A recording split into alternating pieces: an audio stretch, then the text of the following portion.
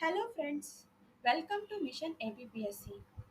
దీనిలో భాగంగా ముందుగా మనం గ్రూప్ 2 సిరీస్ స్టార్ట్ చేస్తున్నాం. గ్రూప్ 2 ప్రిపేర్ అయ్యే ఆస్పిరెంట్స్ ఏ స్ట్రాటజీతో ప్రిపేర్ అయితే 350+ స్కోర్ సాధించగలరు అని దానికి ఈ వీడియో సిరీస్ ద్వారా మనం తెలుసుకుంటాం.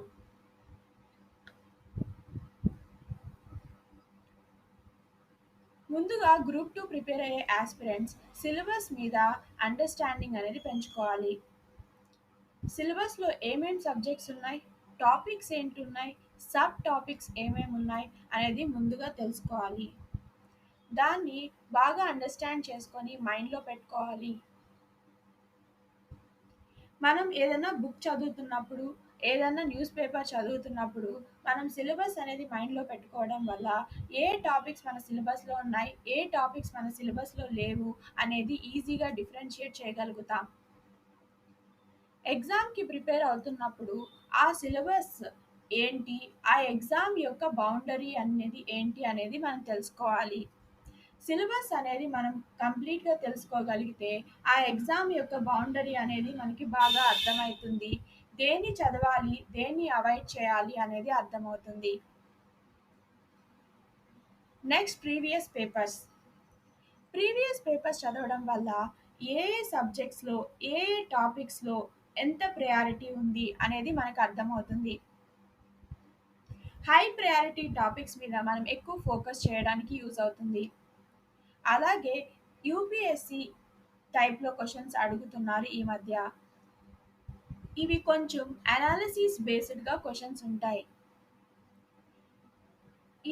ఇటువంటి క్వెషన్స్ ప్రిపేర్ అవ్వడంకి ఎలా, వాటికి సంబంధించి ప్రాక్టీస్ చేయడం అనేది ప్రీవియస్ క్వెషన్ పేపర్స్ చూడడం వల్ల మనం అర్థం చేసుకొని ఆ స్టైల్‌లో మనం ప్రిపేర్ అవ్వగలుగుతాం.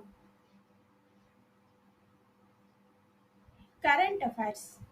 ఏ ఎగ్జామ్‌కైనా కరెంట్ అఫైర్స్ అనేది చాలా ఇంపార్టెంట్. డైరెక్ట్ కరెంట్ అఫైర్స్ నుంచి క్వెషన్స్ అడగొచ్చు.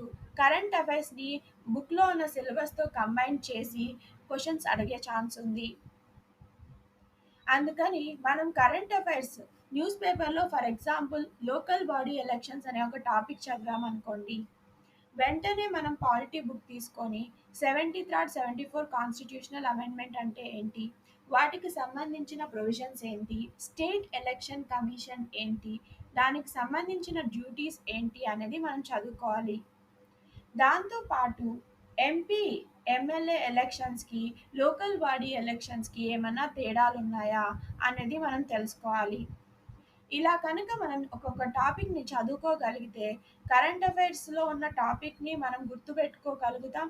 అలాగే బుక్‌లో ఉన్న ఆ కన్సర్న్ టాపిక్‌కి సంబంధించిన ఇన్ఫర్మేషన్‌ని మనం బాగా అండర్‌స్టాండ్ చేసుకోగలుగుతాం, గుర్తుపెట్టుకోగలుగుతాం. ఎగ్జామ్‌లో మనకి అనలిటికల్ టైప్ ఆఫ్ క్వెషన్స్ అడిగినప్పుడు, కొంచెం డిఫికల్ట్‌గా క్వెషన్స్ అడిగినప్పుడు మనం కన్‌ఫ్యూజ్ అవ్వకుండా ఈజీగా ఆన్సర్ చేయగలుగుతాం. స్కోర్ అనేది బాగా ఇంప్రూవ్ చేసుకోగలుగుతాం. Next standard books. మార్కెట్‌లో మనకి ప్రతి సబ్జెక్ట్ మీద హండ్రెడ్స్ ఆఫ్ బుక్స్ ఉన్నాయి. వీటినన్నిటిని మనం చదువుకుంటూ వెళ్ళలేము. చదివినా గుర్తుండదు. రివిజన్ చేయడానికి చాలా కష్టమవుతుంది. కాబట్టి మనం ప్రతి ఒక్క సబ్జెక్ట్‌కి కొన్ని స్టాండర్డ్ బుక్స్‌ని ఎంచుకొని, ఆ బుక్స్‌ని మనం నంబర్ ఆఫ్ టైమ్స్ రిపీట్ చేసి చదవడం అనేది చాలా important. For example basics understand చేసుకోవాలనుకునే వాళ్ళు, ఫర్ ఎగ్జాంపుల్ ఇంగ్లీష్ మీడియం వాళ్ళైతే 6th to 10th NCERT books చదువుకోవాలి. తెలుగు మీడియం వాళ్ళైతే 6th to 10th state books చదువుకోవాలి. రివిజన్.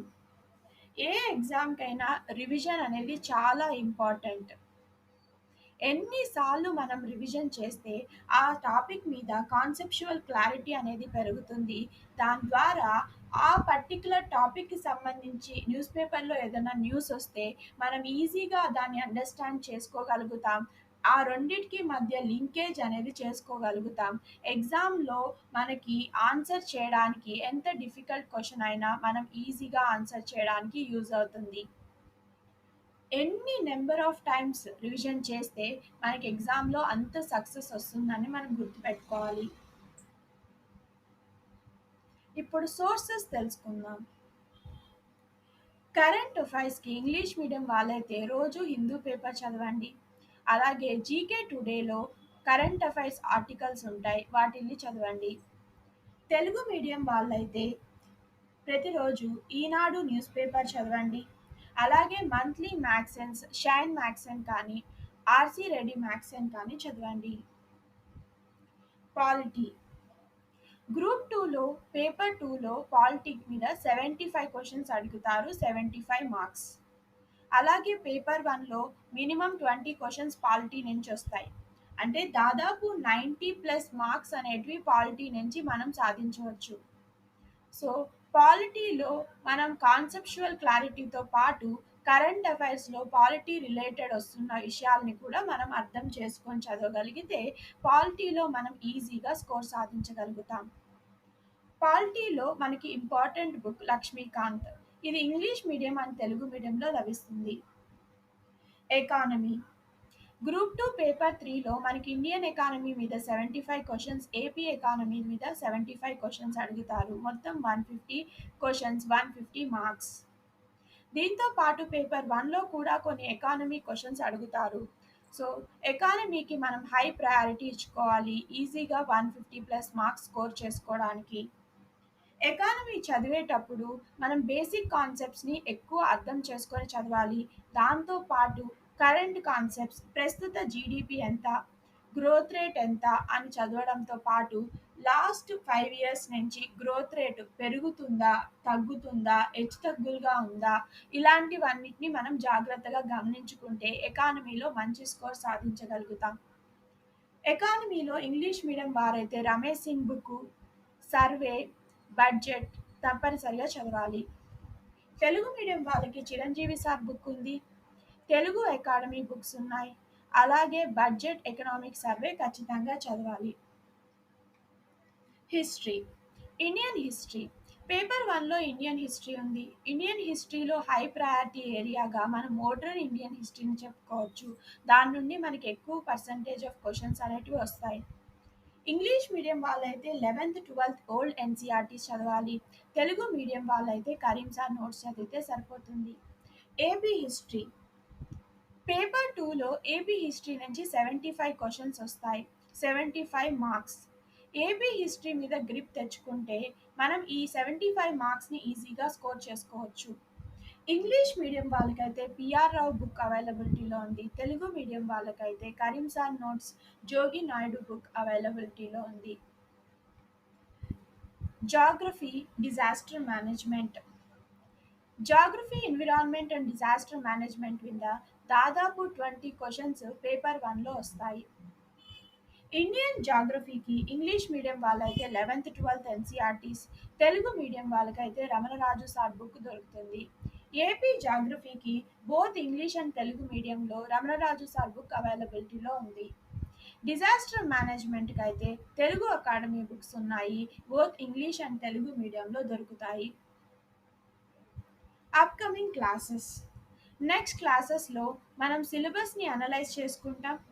ప్రీవియస్ క్వశ్చన్ పేపర్స్ని డిస్కస్ చేసుకుంటాం. ఇంపార్టెంట్ జాగ్రఫీ పాలిటీ కాన్సెప్ట్స్ని డిస్కస్ చేసుకుంటాం. అలాగే ఇండియాది budget and economic survey, AP budget and socio economic survey కూడా డిస్కస్ చేసుకుంటాం. Thanking you all.